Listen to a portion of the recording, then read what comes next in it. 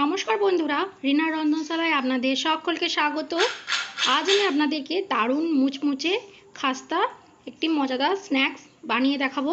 খুব সহজেই আপনারা সন্ধ্যাবেলায় চায়ের সাথে এই স্ন্যাক্সগুলো তৈরি করে নিতে পারবেন। তাহলে চলুন দেখে নিন রেসিপিটা। দেখুন, তার জন্য প্রথমে আমি এখানে একটা বাটি নিয়ে নিয়েছি। তার মধ্যে আমি নিয়ে নিচ্ছি এরকম বাটির 1 বাটি ময়দা। এর মধ্যে দিয়ে দিচ্ছি স্বাদ অনুযায়ী নুন আর সামান্য একটু কালো জিরে। এবার এর মধ্যে দিয়ে দিচ্ছি 2 চামচ গুঁড়ো করে রাখা চিনি। এবার শুকনো উপকরণগুলোকে হাতের সাহায্যে প্রথমে খুব ভালো করে মিশিয়ে নিচ্ছি।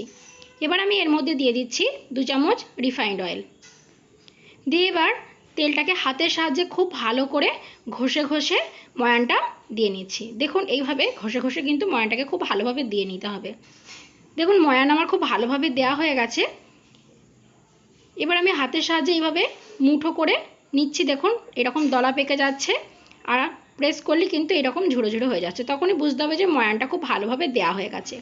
এবার এখানে আমি অল্প অল্প করে জল দিয়ে একটা টাইট ডো রেডি করে নেব। অল্প অল্প করে জল দিয়ে দেখুন এইরকম একটা টাইট ডো রেডি করে নিয়েছি। এবার এটাকে আমি ঢাকা দিয়ে 10 মিনিটের জন্য রেস্টে রেখে দেবো। দেখুন, ফিরে এলাম 10 মিনিট পর। এবার আমি ঢাকাটা খুলে নিচ্ছি। আবারও এটাকে হাতের সাহায্যে আরেকবার খুব ভালো করে মাখিয়ে নিচ্ছি। দিয়ে এটাকে দেখুন এরকম দুটো ভাগে ভাগ করে নিয়েছি। এরকম আমরা যেমন রুটি করি সেরকম একটা লেচি করে নিয়েছি। এবার দেখুন, এখানে একটা রুটি বেলার চাকি বেলনা নিয়ে নিয়েছি। তার মধ্যে একটা লেচি আমি নিয়ে নিয়েছি। এবার একটা বেলনির সাহায্যে দেখুন খুব ভালো করে এটাকে আমি বেলে নেব। এটাকে একটা পাতলা রুটির আকারে বেলে নিচ্ছি। দেখুন, যতটা সম্ভব পাতলা করে একটা রুটির মতন আমি করে নিয়েছি। এবার চারিধারটা একটু অসমান আছে, তার জন্য দেখুন এখানে একটা আমি এরকম ধার কাটা বাটি নিয়েছি। বাটিটা এইভাবে গোল করে বসিয়ে একটা শেপ করে নেব।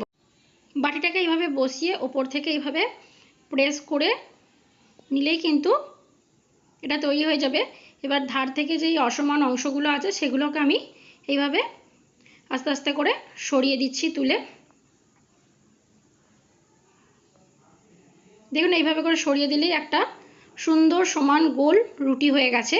এবার এখানে আমি একটা চাকু নিয়ে নিয়েছি। এবার দেখুন এর সাহায্যে এইভাবে করে আমি এটাকে কেটে নিচ্ছি। দেখুন, আবারও এইভাবে করে আমি ছুরিটা দিয়ে কেটে দিচ্ছি। দেখুন, এইভাবে করে আমি এটাকে কেটে নিচ্ছি। আপনারা কিন্তু দেখলেই বুঝতে পারবেন যে আমি ঠিক কিভাবে এগুলোকে কেটে নিচ্ছি।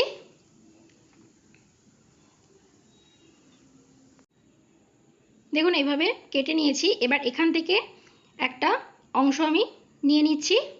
দিয়ে এবার দেখুন ঠিক এইভাবে করে আমি এটাকে ফোল্ড করে নিচ্ছি।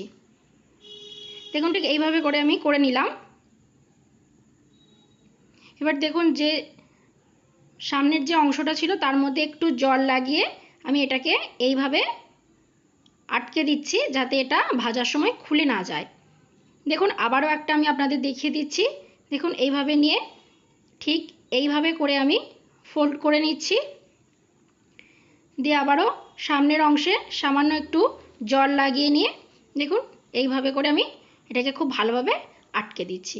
এইভাবে সমস্তগুলোকে করে নিচ্ছি। দেখুন, সমস্তগুলো আমার করে নেওয়া হয়ে গেছে। এবার এধারে দেখুন একটা ফ্রাই প্যানের মধ্যে বেশ খানিকটা রিফাইন্ড অয়েল আমি গরম হতে দিয়ে দিয়েছি। তেল দেখুন হালকা গরম হয়ে গেছে।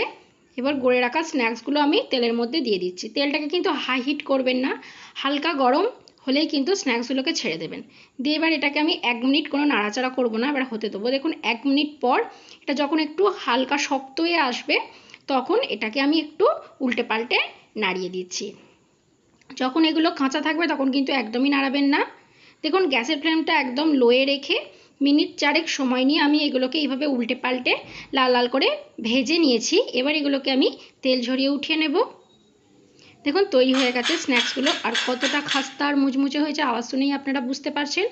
তো বন্ধুরা, আমার এই রেসিপিটা কেমন লাগলো কমেন্টে অবশ্যই জানাবেন। ভিডিওটা ভালো লাগলে একটা লাইক করে চ্যানেলটাকে সাবস্ক্রাইব করে দেবেন। আজকের মতন এই পর্যন্তই। ভালো থাকবেন, সুস্থ থাকবেন। ধন্যবাদ।